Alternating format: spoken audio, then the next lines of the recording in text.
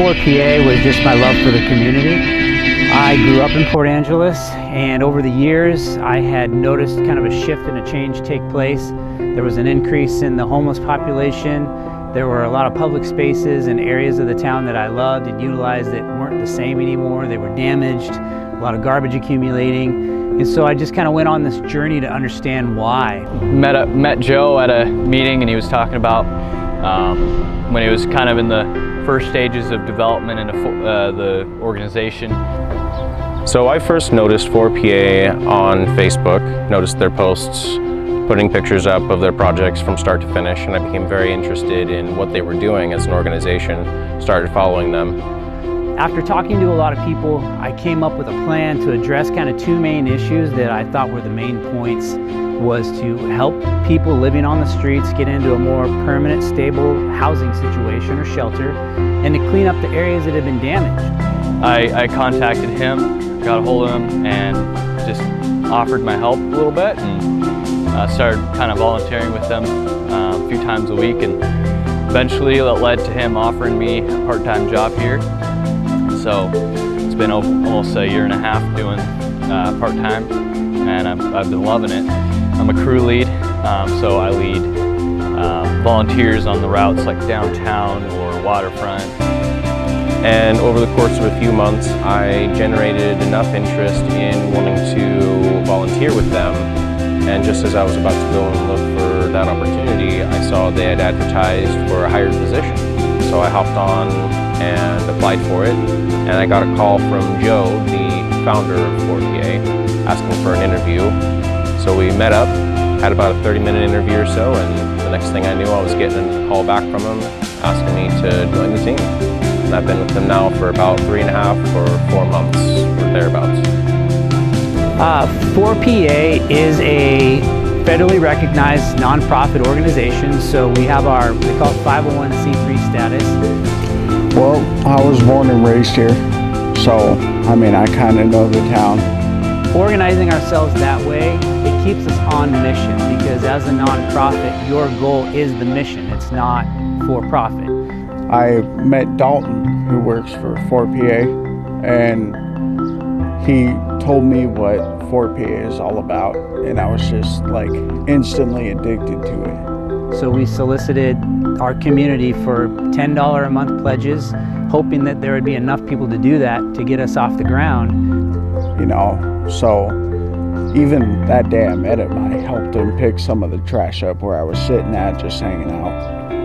And ever since then, I've been on some kind of wild adventures to me, finding out about spots that I never even knew about growing up here.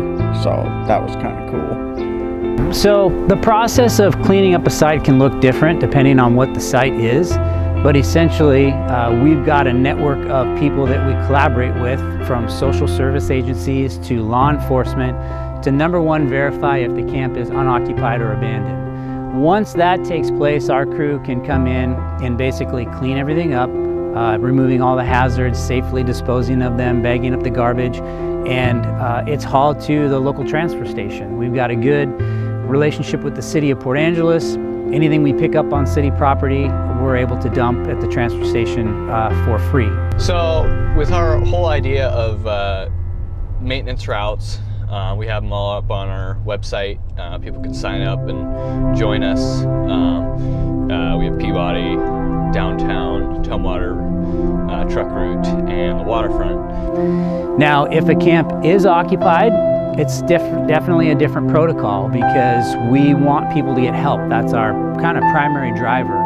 So in that case, we'll call in social service workers to engage with them where they're at, see if we can get them connected to recovery services, medical if they need it, transportation to the local shelter, because there is a shelter that provides bedding and showers and restrooms and a place for people to go. So that would be a way that we can get people off of the public spaces into more stable housing. It's working, because we just noticed over the past year we clean up less trash in a lot of certain areas that we patrol regularly. So we are standing in Peabody Creek, and this is an area that 4PA has spent a significant amount of time working. There was a lot of debris down here, a lot of abandoned encampments. I would say we're probably pushing maybe 6 to 8 down here at the time. So we spent the first part of 2022 concentrating on down here, and we pulled several thousand pounds of debris out of here.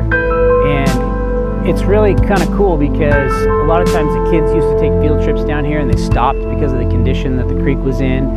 And we just made a concerted effort to get it clean so the kids can come back down here. Farrell Marine Life Center is taking kids back on field trips. We partnered with a few different agencies in here in town, the Lions Club and a development group called RDI to rebuild the boardwalk to go over the marshy area. This is where you're going to be really careful with these because they will be in and around and tucked in every little nook and cranny in these facilities.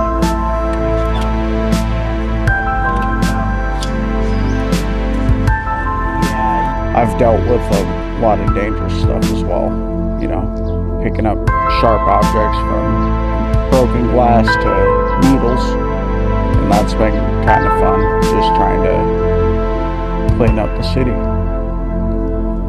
The community response to our efforts has been amazing. It is rewarding in a certain sense. It's also very challenging. We knew that if we got it right, we'd have the support, and the support has been amazing so far. I think what's been the driver is that we're such an action-oriented group that we immediately went out and showed progress and showed change, and it just really increased the support level. Joe from 4PA, who's been a long-time acquaintance, his family and his dad and such, happened to come by and tell us what he's doing. The hardest things to do in our society are often the things that need to be done the most. And when I looked around and saw how little people were caring anymore about even throwing their trash 10 feet to a very obvious garbage can next to them, and I knew that I couldn't stand around and keep watching that. And I was kind of in a halfway point in my own work, so I was trying to figure out what my own next move was. And so when this opportunity came up, I wasn't sure what to expect. It just seemed like such a natural fit to give something back to the community and help the community get looking good. Really, I think I'm very much inspired by his energy, his attitude towards what he's built with this. Up to this point, things have been fairly smooth sailing, but there have been hurdles. I wouldn't say that we had a lot of setbacks, but more hurdles. That anytime you're talking about creating an area where you want to put temporary shelters or housing, there's just development processes that you have to overcome.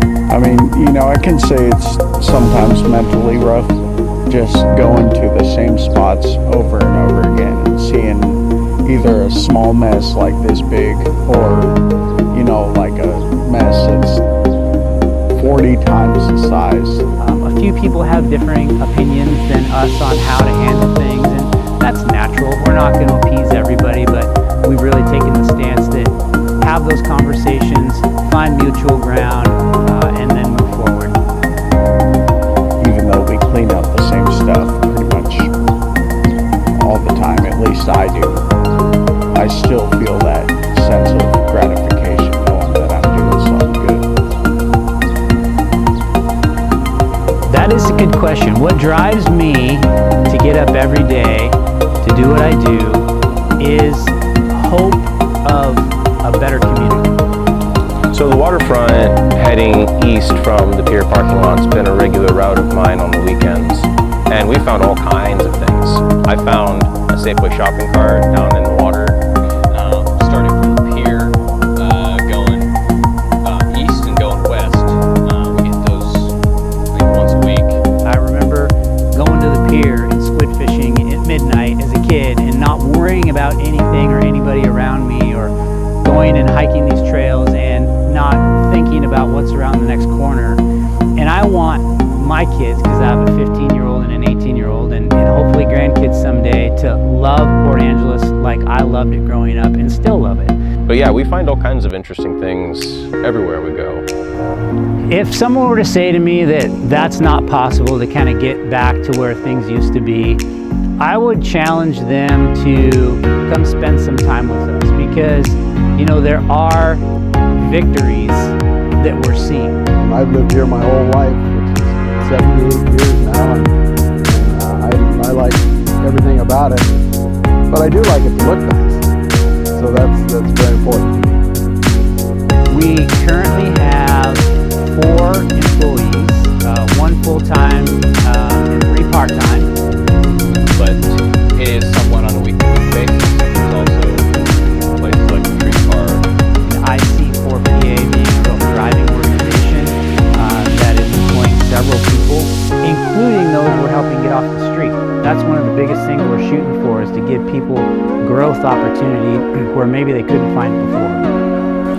So since we spent so much time in Peabody Creek this last year and have it pretty well maintained, our focus and attention went over to Tumwater Creek. It's another prominent creek that comes out into the harbor, and we knew of spots up there that needed attention. And so we now have shifted gears, and from our waterfront all the way up to Highway 101, there's dozens of sites that have been used over the years, and we're kind of systematically chipping away at those. We're about halfway through. Pulled several thousand pounds of debris out. And what's cool about those is we've utilized our big volunteer work days and created human chains up the hill past the garbage bags, because the areas we're working in now are really far away from where we can park trucks. So we are hauling bags out farther than we ever have before, and it takes a whole village of people to do that. So we're utilizing extra volunteers, and we're happy to say, again, I think we're about 50% of the way done. Hopefully by the end of this year, we'll have it cleared all the way up to the highway. There are various reasons for homelessness, but drug abuse, at least in our community, seems to be a major driver. Maybe it wasn't the cause of somebody getting on the street, but it certainly keeps them on the street, and they get enveloped in kind of a destructive lifestyle.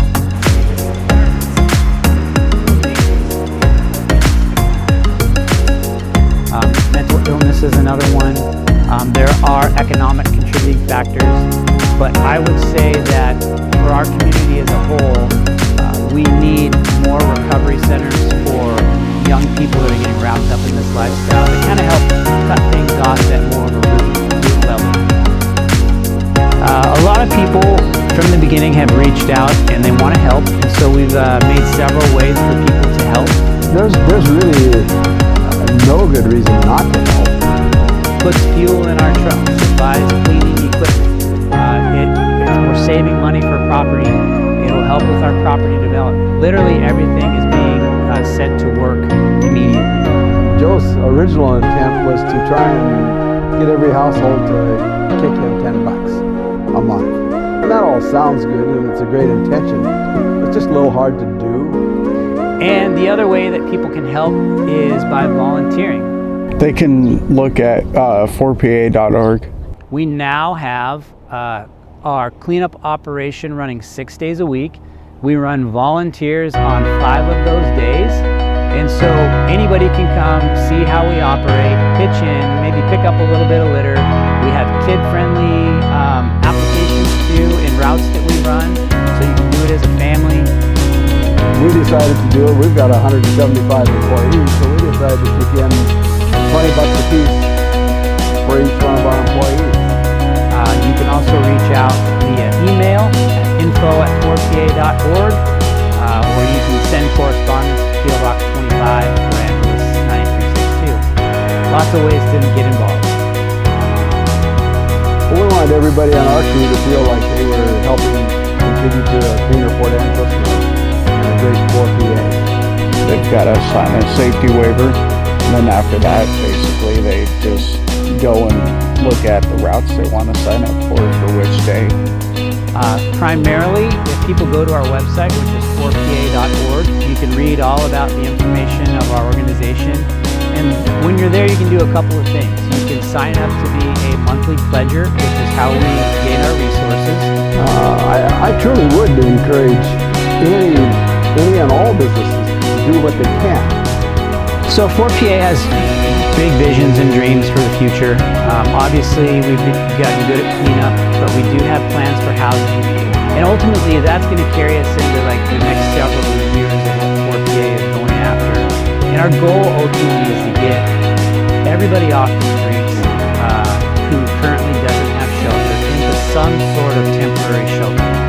Because if we don't have people living in our public spaces and on our streets, it's going to help the community as a whole. We won't battle the issues that we're battling. If you actually care, just come out and volunteer. I want to help and sow into like the revitalization of downtown.